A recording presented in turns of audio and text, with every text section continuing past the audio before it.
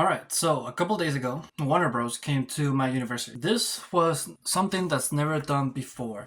There hasn't been like a major film company that collaborates with a university until today. Yeah, they came in, they gave us hats and everything. It was a lot of fun. It was really exciting. They announced a lot of things here in UNLV. Apparently, Warner Brothers is gonna build a studio here in Vegas. They're gonna give internships, 5 internships for UNLV students.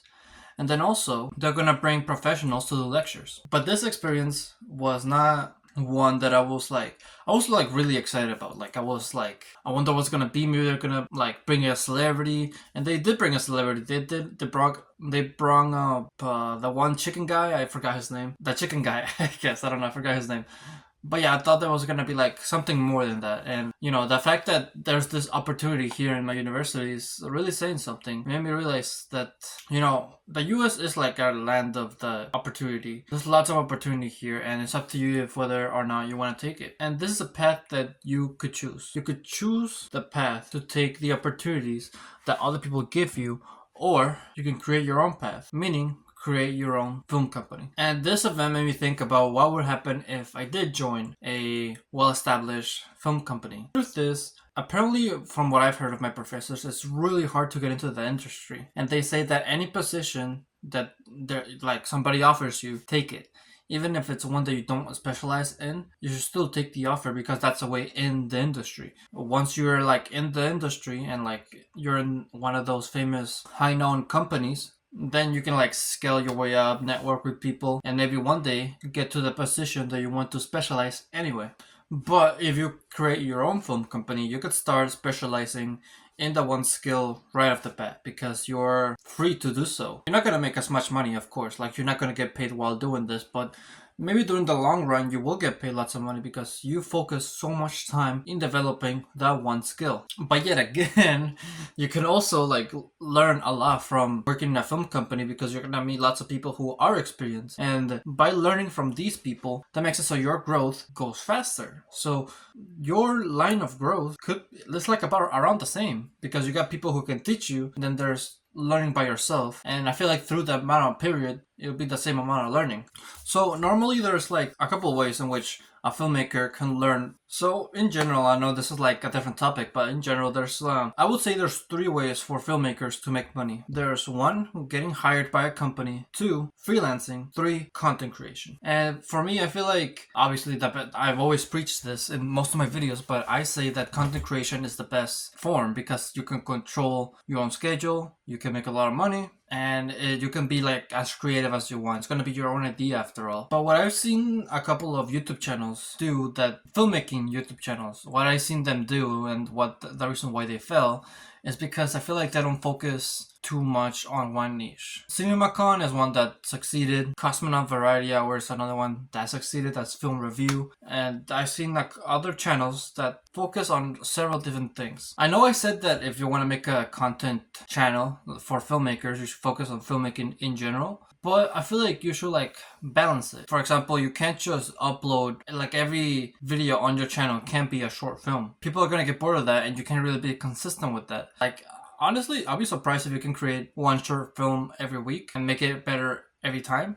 That would be pretty impressive. But for the most part, people can't. That's why I chose this style of content because it's really easy. All I have to do is document my journey. I might branch out here and there, make like a couple film reviews, but generally I'm gonna stick to this model because it's easier to do. I might add some more editing if I could get the money to do so, but this would be the best model. The other thing that sucks though is that like for a little while you're gonna have to spend a lot of time creating content. You're gonna have to focus a lot into this thing content. You're gonna focus a lot on that way it can grow, and then you can make money, and then you can make films. You can do both, of course, but you'll grow faster. You only focus on one. I'm doing both. I don't recommend this. I know I'm not gonna grow as fast because I'm focusing on both, but this is my choice. For me, it's better to be consistent and upload every day and also do film than to not do anything at all. Another con, however, when starting your own film company would be the fact that it never stops.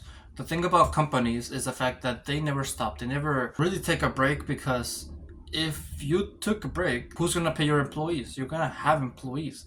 A best example of this would be through the Game Theory's channel. Sure, MadPat is retired. He stopped making videos, but his company is still there. He still has to upload videos, and because the whole reason people watch Game Theory is because of MadPat, that led to the replacement not doing so well when it comes to views. But this is when it comes to content creation. I'm pretty sure when it comes to companies, it's a lot more different. People don't really care who the CEO of a company is. Not really. They only care about the filmmaking being done. That's the thing. The film being done is still a lot of pressure, because it's like once you finish a film, you have to think of the next one and then the next one, because you still want to pump up money to pay your employees. You know, that's why I like to compare companies and YouTube channels, because they both give a lot of money and they both can never stop, and if you stop, that's when you don't make money anymore, pretty much. A good example of a YouTuber that transitions into filmmaking is Markiplier. He for the longest time made gaming content, and now that he's been successfully in this career, he's moved on to filmmaking. I'm not saying that you should wait like 10 years. I don't know how many years Markiplier has been doing this, but I'm not saying you should do that. I'm saying that it can be done, pretty much. Another way to earn money while filmmaking is through freelancing. I recommend freelancing to people who are mostly like skilled and have like a high portfolio, because most of the time, if you want to get like well paid, you're probably not gonna do so if you don't have like a really high portfolio.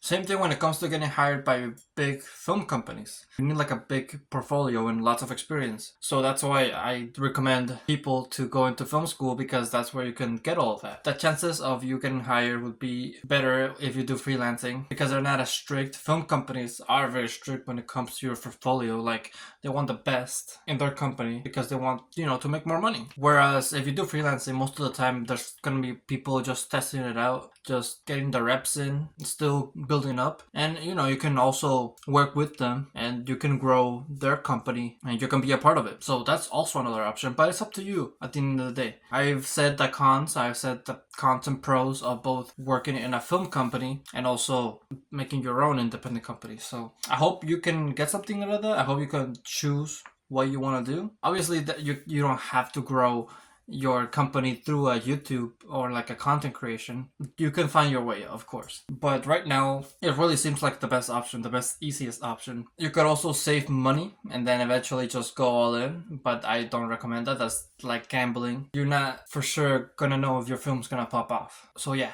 with that, thank you for watching this video. If you would like to, make sure to leave a like. Subscribe if you're new or if you like my channel. And always remember to live your life like there's no tomorrow.